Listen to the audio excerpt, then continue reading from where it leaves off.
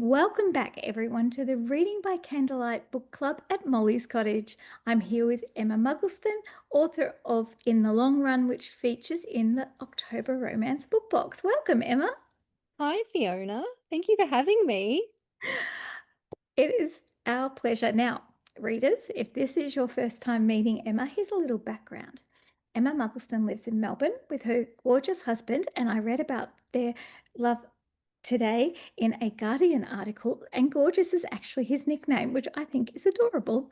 And she has two beautiful children. And is it three dogs? No, we had two, but we only have one now because our old fella passed away, Oh, I'm unfortunately. sorry to hear that because I That's thought okay. three dogs just sounded like madness. No, never three, never three. I think you have to have a special permit from the council to have three. That's too much paperwork for me, Fiona.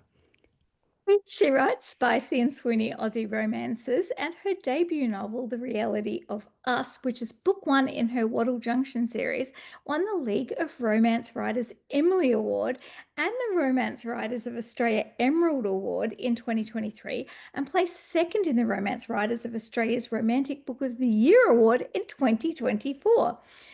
Emma has been indie published in the past, including in several short story collections, and In the Long Run is her first traditionally published novel with Penguin Books.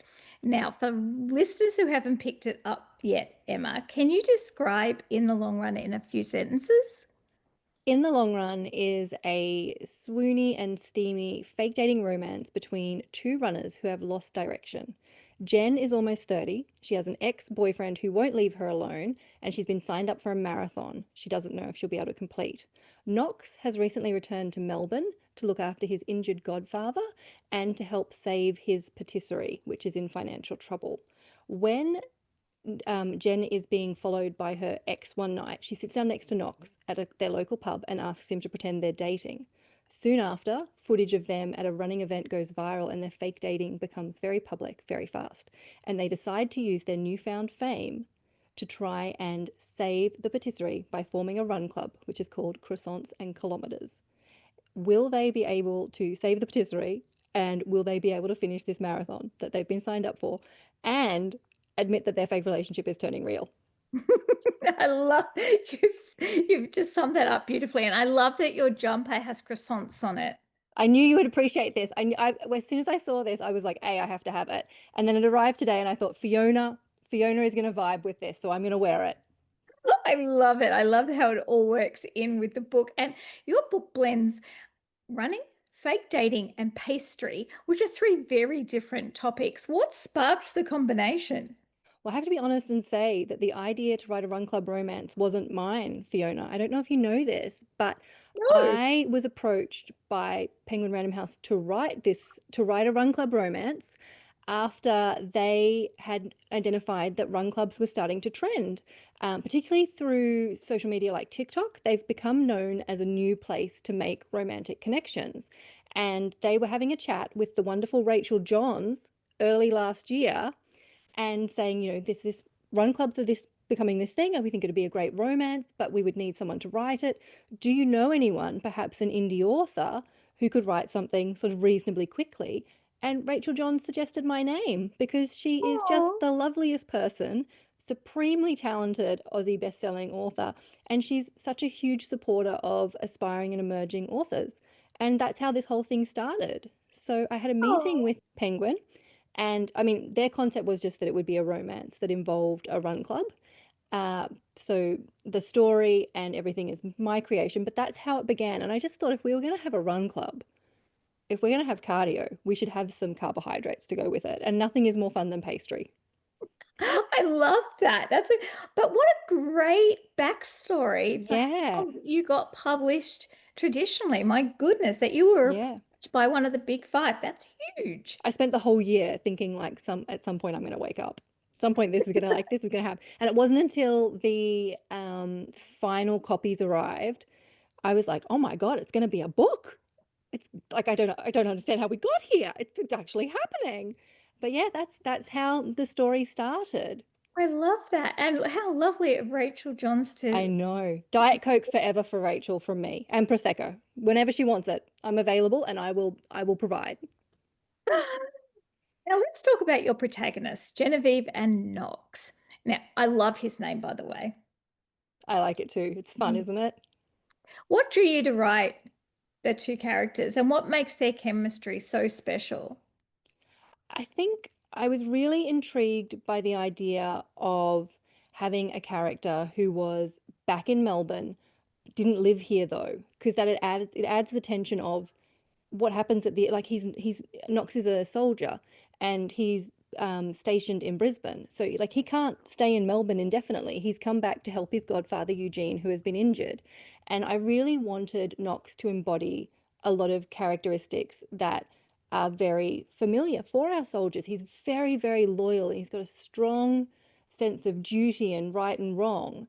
And I just wanted to have that as part of his characteristic, and to make him a soldier was the easiest way to do it. My husband was in the army for a long time, so I've seen firsthand the wonderful friendships and support that our soldiers have with each other and across the whole defence force as well. So that it made it very easy to make Knox a soldier, and that's why I wanted him to be that way. And then for Jen, I wanted a character who would complement Knox quite well, challenge him absolutely still. And I just thought that it would make sense if, when I was doing my research, all the fun TikToks that I watched, all the run clubs went somewhere afterwards.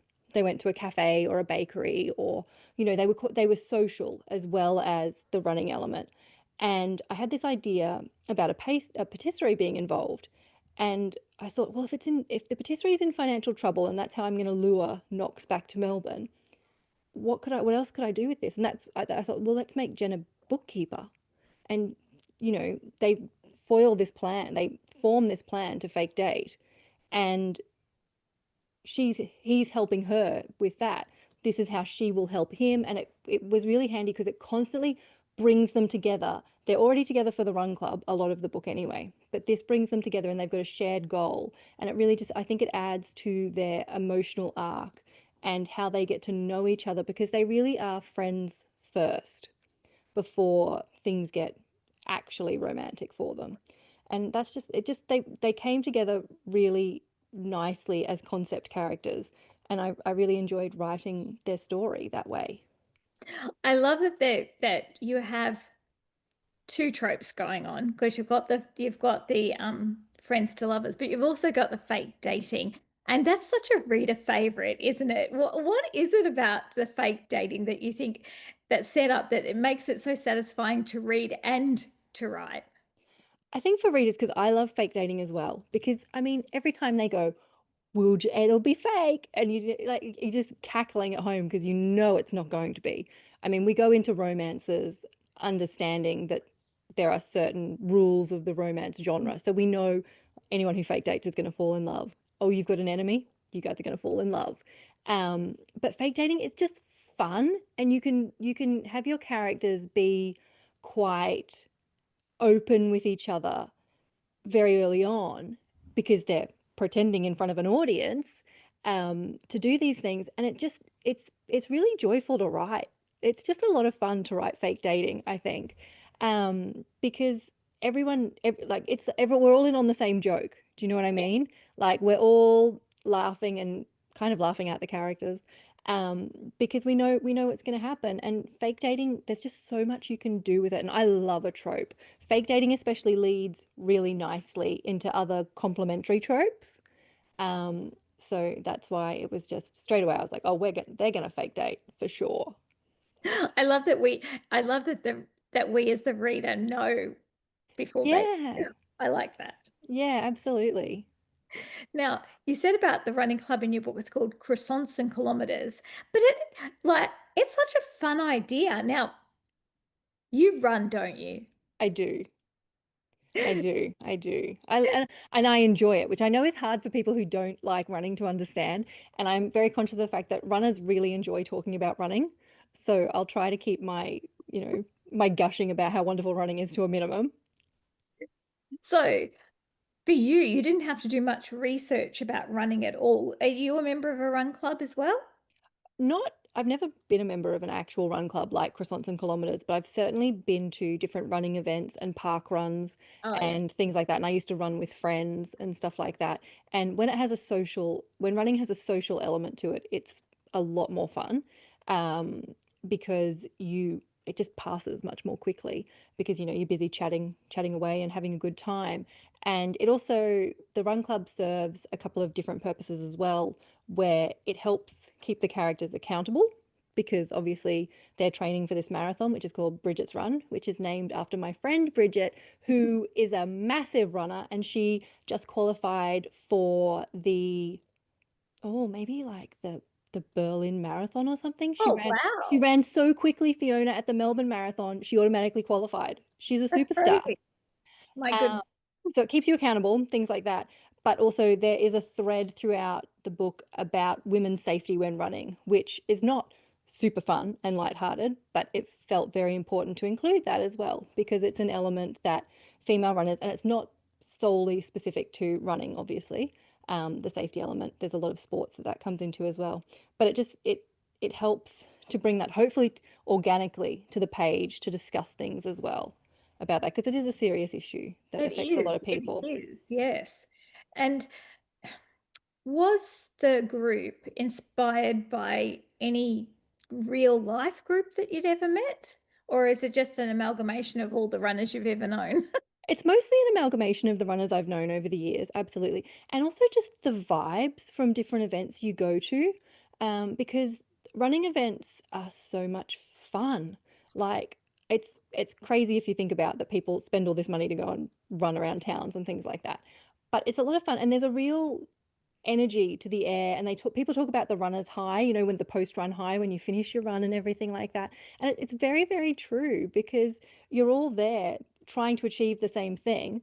Obviously, you're doing it individually, and everyone's running at different paces. And some people might be walk running, other people might be walking more than they're running. Other people are obviously like sprinting like gazelles because they're just naturally very quick. I don't see them. I'm way up the back.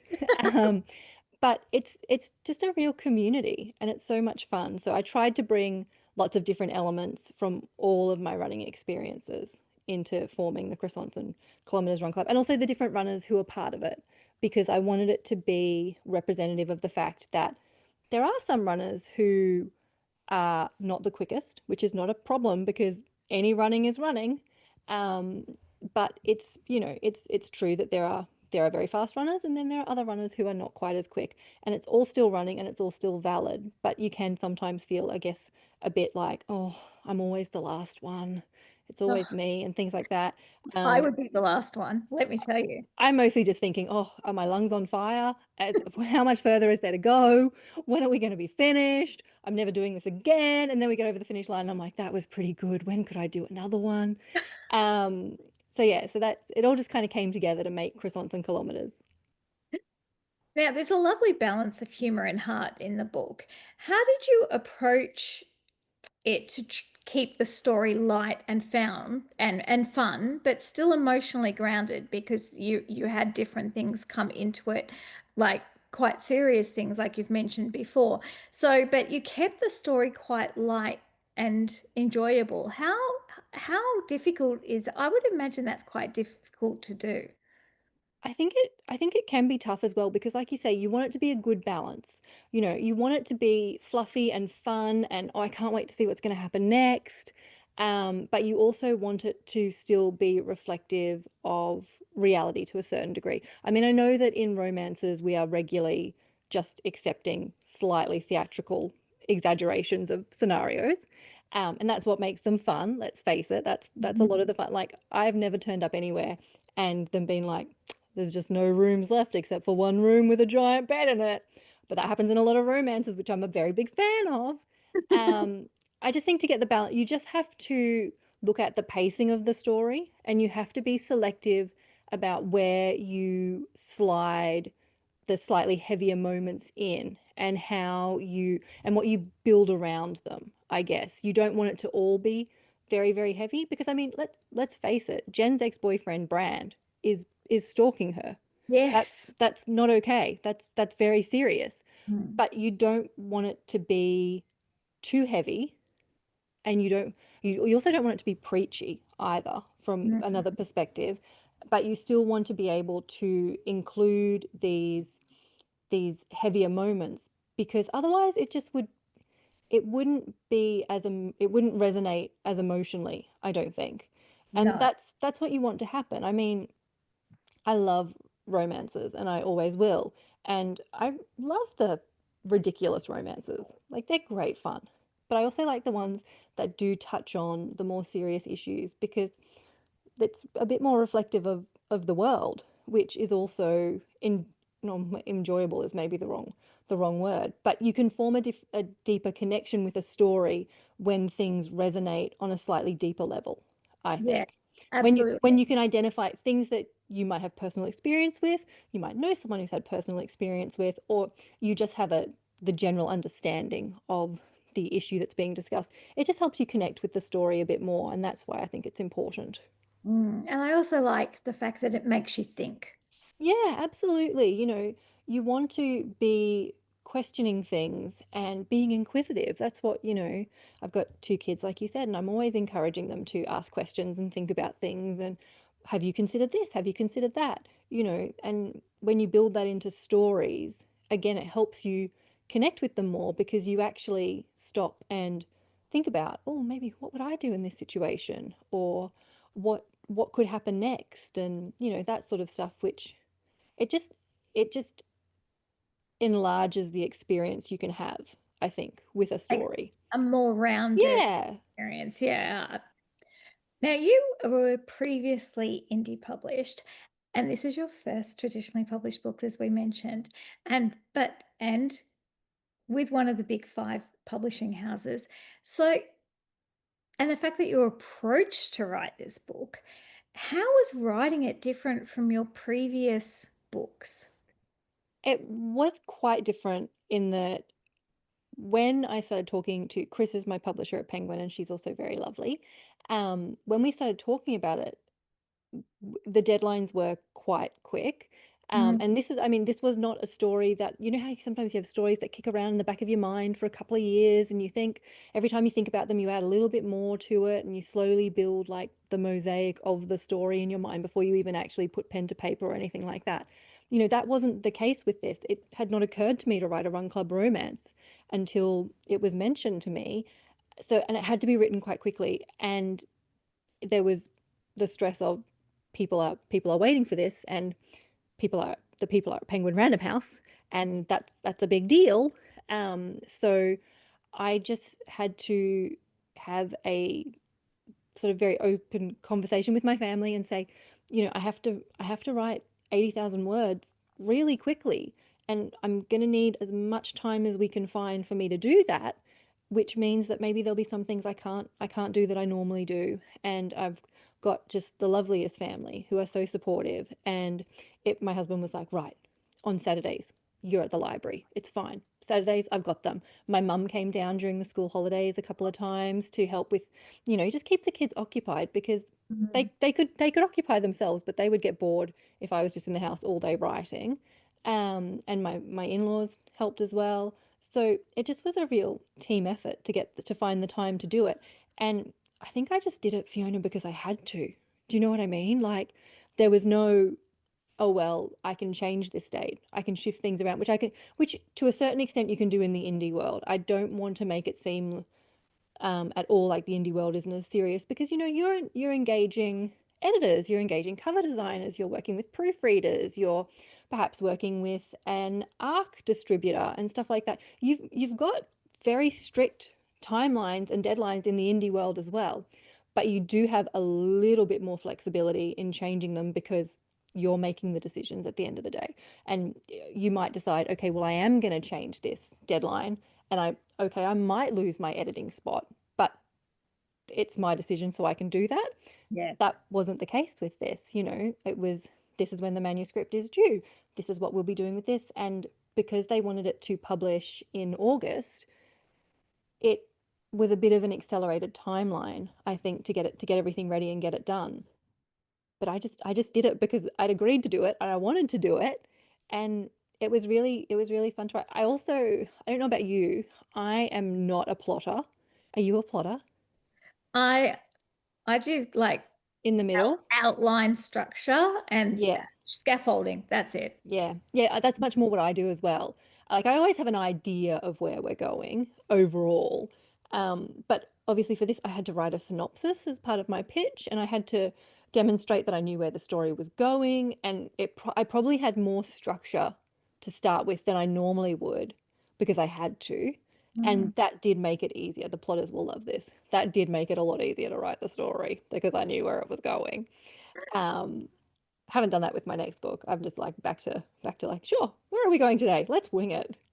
But yeah, it got done because it had to get done, and I really wanted to do a good job. And you did. Oh, You did a thanks. marvelous job. And I love that. I love the idea of the village, that you Yeah, took a village to write your book and everyone supported you. I love that. yeah, because it wouldn't have been possible without them. You know, I was up early in the mornings writing sometimes before school. I was writing at night. I was, anytime I could squeeze in writing or editing or whatever it was I was doing, that's what I was doing because it was a big task that I was very happy to do. And I would do again in a heartbeat. Like I would absolutely, I'd be like, yeah, sure, I'm available. And it's very commendable too, because sometimes it's hard to just switch your brain on Yeah, the little bits that you get. yeah, I don't know if I always called it writing in the cracks when my kids were younger. And it'd be like, you've got 20 minutes now. And sometimes you'd be like, but I'm not in the mood. It's not like my brain is not engaged in the correct gear right now. I'm thinking about all this other stuff. So perhaps all those years of practice made it a bit easier.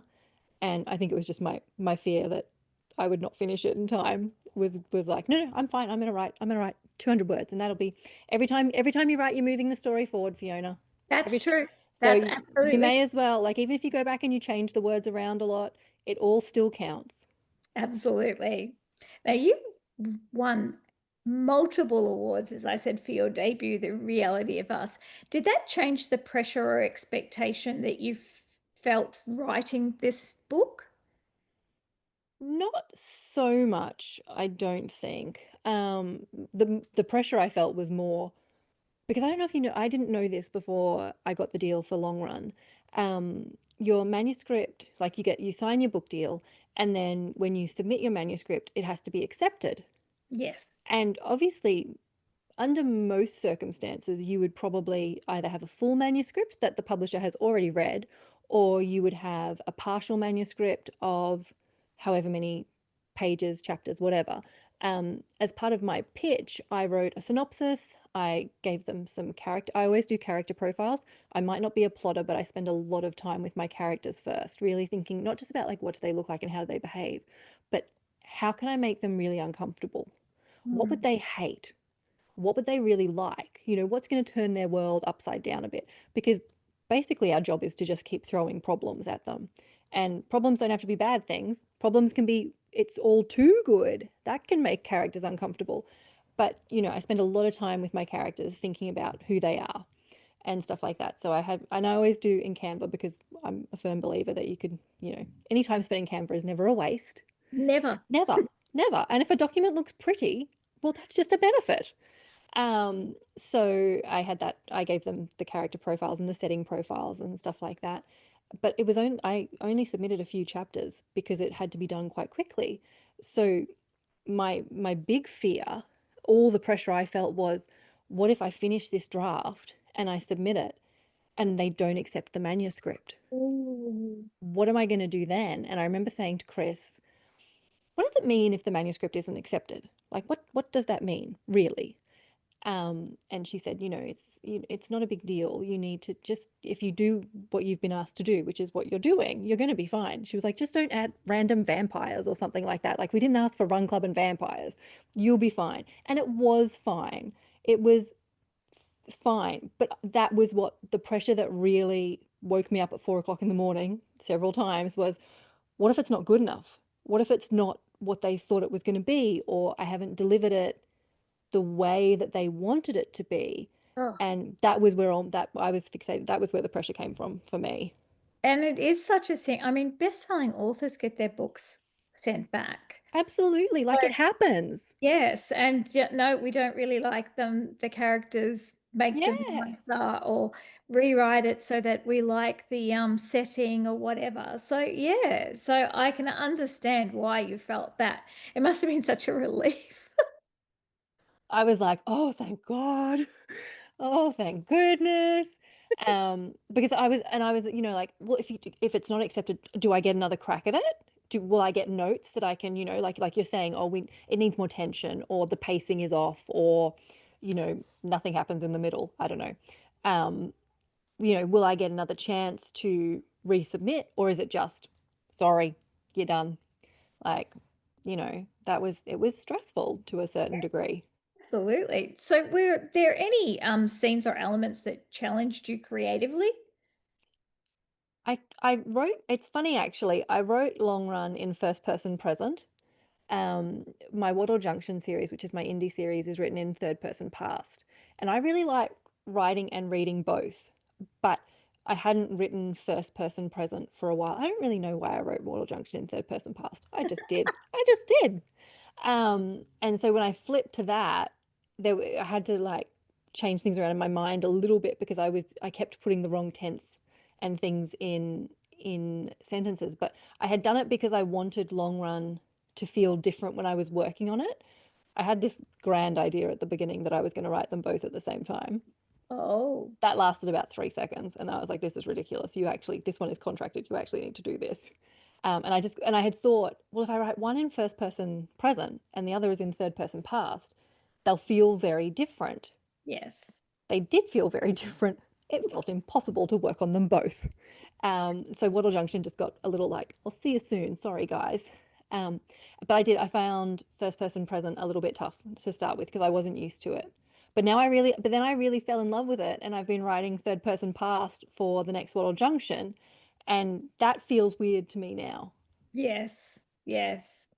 It's interesting, isn't it? Because and I think too that people kind of like when either prefer one of them, one or the other to Yeah. write, or one or the other to read. And so yeah, I always find it I always write in first person present.